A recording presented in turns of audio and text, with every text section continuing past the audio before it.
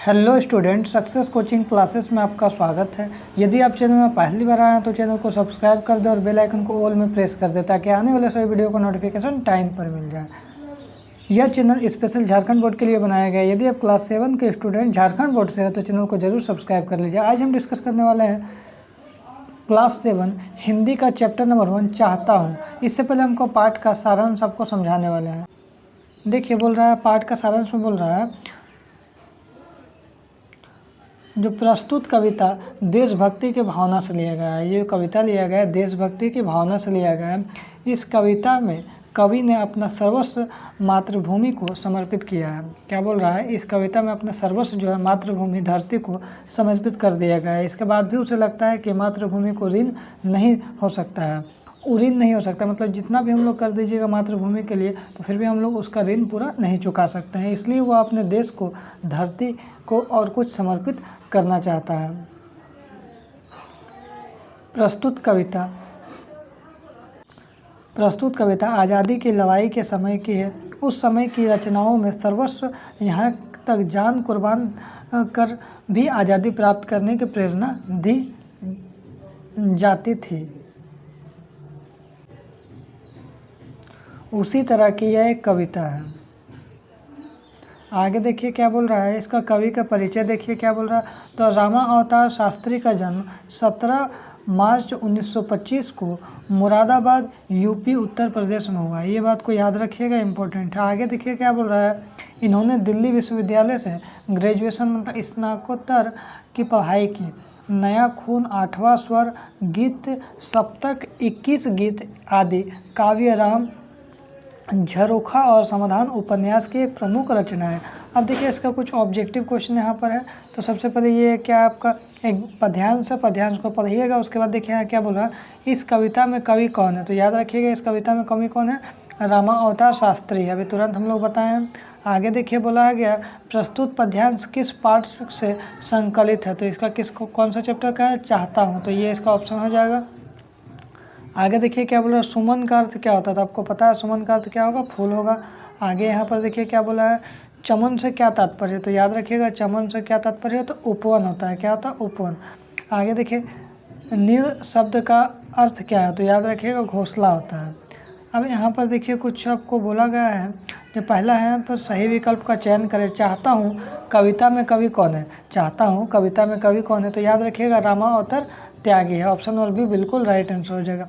आगे देखिए चाहता हूँ कविता कब लिखी गई। तो इसका राइट आंसर हो जाएगा आपका देश परतंत्र था उस टाइम लिखा गया है।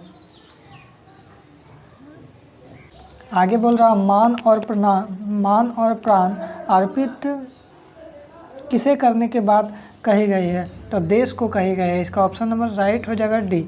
आगे देखिए कवि मोह का बंधन क्यों तोड़ना चाहता है। तो इसका राइट आंसर हो जाएगा परतंत्रता के कारण तोड़ना चाहता है। आगे देखिएगा देश की धरती को कवि क्या देना चाहता है। तो देश की धरती को कवि क्या देना चाहता है, रक्त का कण-कण देना चाहता है। ऑप्शन नंबर सी बिल्कुल राइट आंसर हो जाएगा। आगे देखिए बोल रहा है कवि तलवार क्यों मांग रहा है। तो इसका राइट आंसर हो जाएगा भारत की गुलामी के बंधन काटने हेतु मांग रहा है। अब देखिए हम आपको टोटल ऑब्जेक्टिव क्वेश्चन जितना भी था हम करवा दिए। अब हम आपको करवाएंगे क्वेश्चन आंसर। जो क्वेश्चन आंसर इसमें क्या है, तो सबसे पहले देखिए क्वेश्चन यहाँ पर क्या है जो एग्जाम के लिए वेरी इंपॉर्टेंट है। हमारे ऊपर अपनी मातृभूमि का क्या क्या ऋण हो सकता है। हमारे ऊपर अपना मातृभूमि जो ज़मीन है, जो धरती है, उसका हम लोग क्या क्या ऋण हो सकता है। तो मातृभूमि को हमारे ऊपर काफ़ी ऋण है। हम इस धरती पर जन्म लेते हैं, धरती पर ही हम निवास करते हैं, ये भी ऋण है। जीवन जीते हैं, यहाँ की अन्न जल प्रकाश वायु ग्रहण करते हैं, सब हम लोग कहाँ से करते हैं, धरती से करते हैं। हमारी सांसें इसी धरती पर दी हुई धरोहर है और अंततः हम मृत्यु को प्राप्त इसी धरती पर क्या होगा, विलीन हो जाते हैं। ये आपका पहला का आंसर लिख दीजिएगा इस तरह। देखिए दूसरा क्वेश्चन क्या बोल रहा है, कवि अपनी मातृभूमि को अपना सब कुछ समर्पित क्यों करना चाहता है। तो देखिए इसके पीछे कारण क्या है। कवि को लगता है कि मातृभूमि को उस पर काफ़ी ऋण है, इसलिए वो अपना सर्वस्व न्यौछावर कर ऋण से मुक्त होना चाहता है। इस ऋण को के एवज में वो अपना माथा मातृभूमि के चरणों में समर्पित कर देना चाहता है। आगे यदि देखिएगा तीसरा क्वेश्चन क्या बोला है, थाल में लाऊं सजाकर भाल, जब भी पंक्ति में निहित भाव को स्पष्ट कीजिए। तो बोल रहे इस पंक्ति में समर्पण का भाव निहित है। कवि मातृभूमि को चाहता है कि माँ तुम्हारा मेरे ऊपर बहुत प्रकार के ऋण हैं। इसलिए निवेदन कर रहा हूँ कि अपना माथा थाली में सजाकर लाऊं और आप इसे दयापूर्वक स्वीकार कर लें।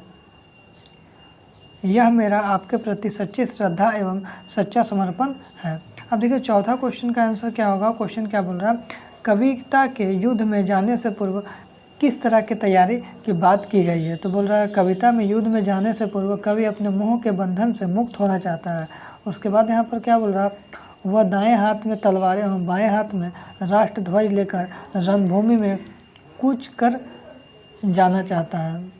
आगे देखिए लास्ट क्वेश्चन यहाँ पर इसका चैप्टर का है, कविता में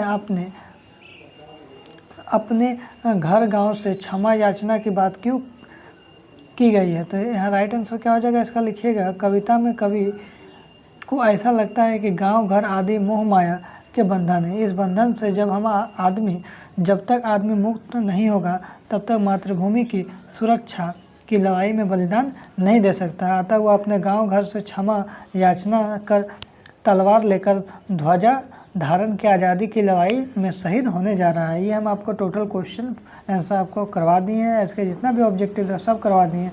फिर मिलते हैं नेक्स्ट वीडियो में। Thank you so much. Chapter 2 के लिए तैयार रहिएगा।